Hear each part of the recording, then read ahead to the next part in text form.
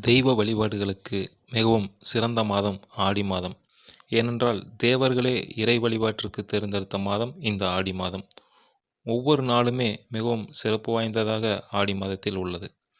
ஆடி செவ்வாய் அம்மனையும் முருகனையும் வழிபட மிகவும் ஏற்ற மாதமாக இருக்கிறது.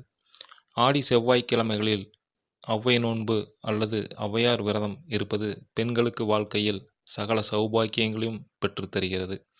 இந்த ஔவை விரதம் தமிழகத்தில் தென் மாவட்டங்களில் அதிகம் கடைபிடிக்கப்படுகிறது.